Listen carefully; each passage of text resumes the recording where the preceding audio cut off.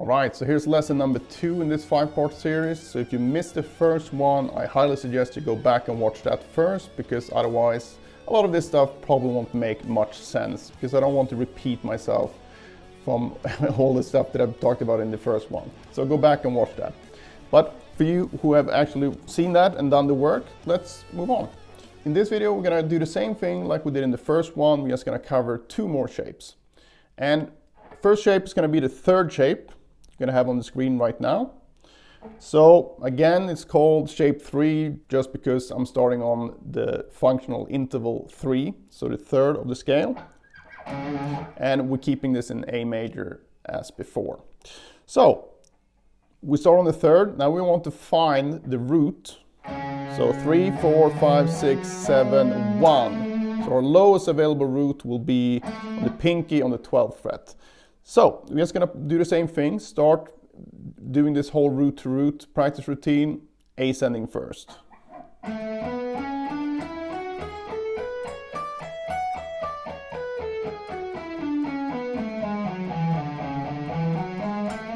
Find the next root, and again, if you have trouble with that, either use the scale shapes or simply count it out from the first root. So 1, 2, 3, 4, 5, 6, 7, 1.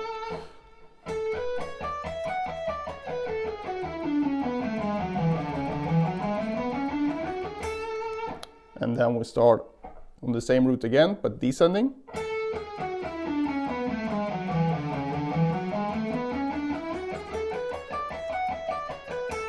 And start on the first root again, but descending.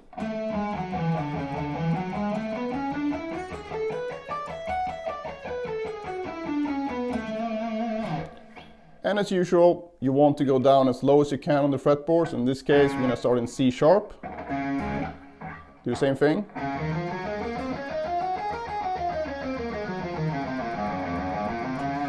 Start on the next root.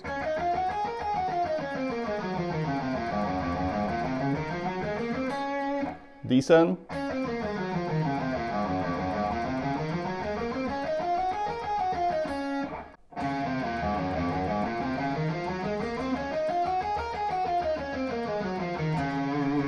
Obviously, you want to play it slower than this. You have full control and don't feel stressed out, because we're trying to learn the shapes properly here.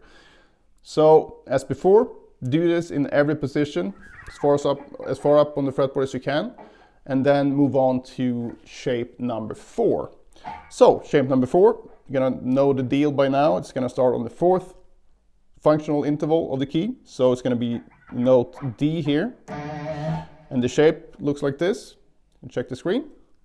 So we start on the 4th, and then we want to find the root. So we have 4, 5, 6, 7, 1. Same procedure.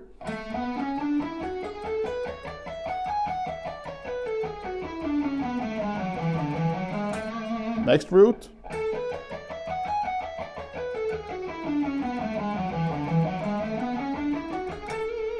And that's the last root on this one. And then you do the descending version.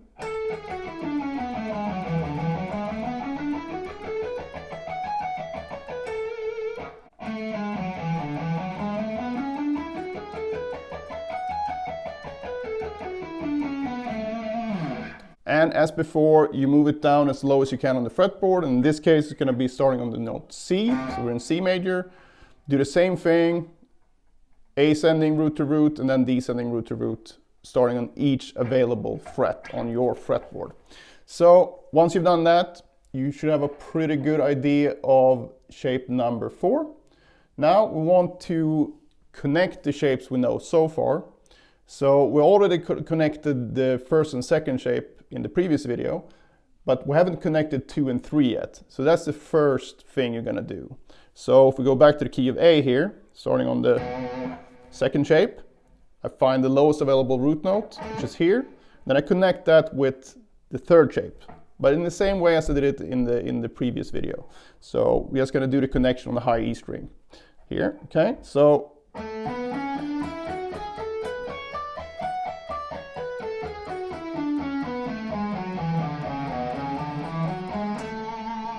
next note.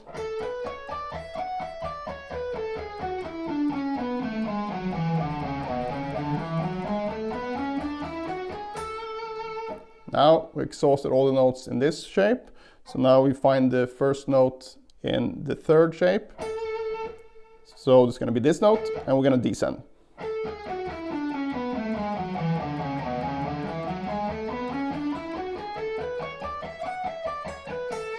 And then this one.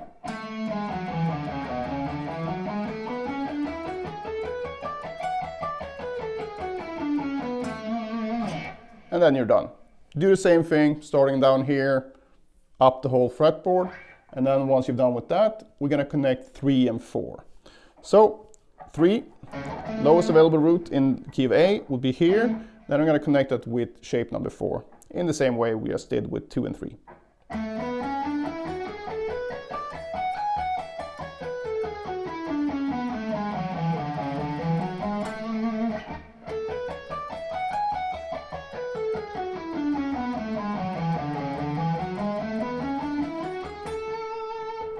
So that was all the available starting points in shape number 3. So now we'll find the available starting points in shape number 4. So that's going to be this note here.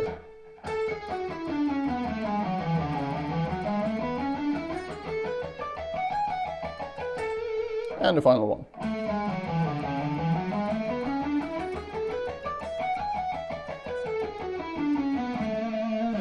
So once you've done that, you do the same thing, move it down as far as you can on the fretboard. And when I say as far as you can, I just mean whatever fits the fretboard down here, so you don't need to use open strings. And then you take it up as far as you can on the fretboard. And that should really solidify these shapes for you. So hopefully you get the idea of how to practice this now. But if you have any problems or questions, just post them below and I will help you out as soon as possible. Alright, so that was lesson number 2.